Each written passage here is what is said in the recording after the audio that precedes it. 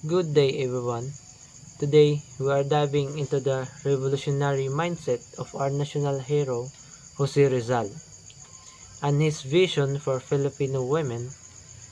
Writing in the late 19th century under Spanish rule, Rizal championed concepts like women's education and active participation in nation building, that we are truly ahead of his time. His progressive vision was a direct challenge to the traditional constraints of that era and laid a crucial groundwork for modern Filipino feminism and national progress. We will explore how he saw women not just as figures at the home but as powerful agents of change.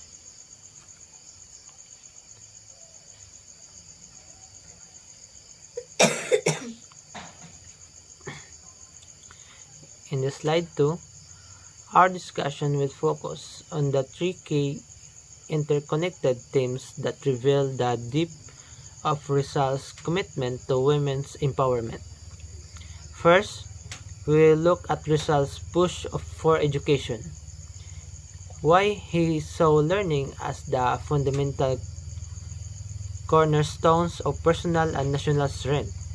Second, we'll explain women's role in nation building, their importance extending far beyond the traditional domestic sphere and into active societal development.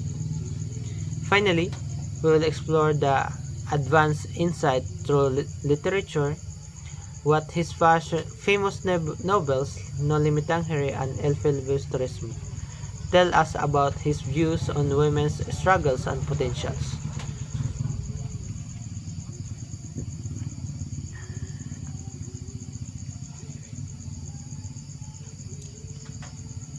In the slide 3, for Rizal, education was the most powerful tool for women's liberation. He did not see learning just as an intellectual pursuit. He saw it as a pathway to independence, critical thinking, and meaningful contribution to society. This was a radical stance because, at that time, women were largely included from formal schooling and confined to the home. Rizal understand that educated women become agents of change. Education meant economic independence, the ability to support oneself, and the confidence to challenge unjust systems. In his view,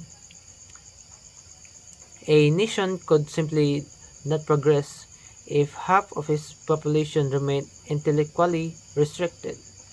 They were not a luxury, they were a national necessity.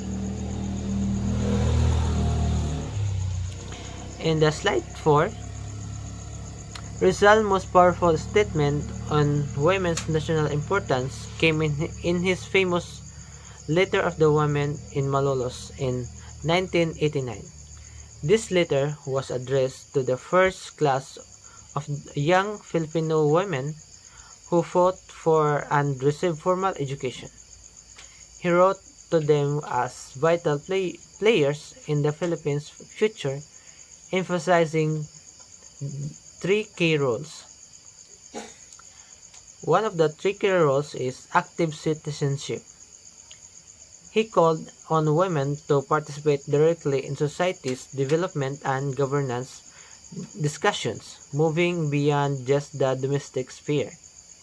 The second key role is moral leadership.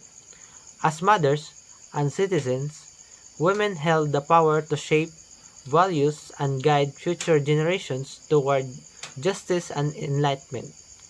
This is about creating citizens, not just raising children.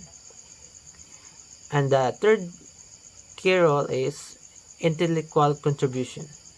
He saw education women as essential. Articulate voices in the crucial debates about social reform, cultural identity and national independence. They were partners in the fight, and the rest will be continued by my partner Angeline Tabacon.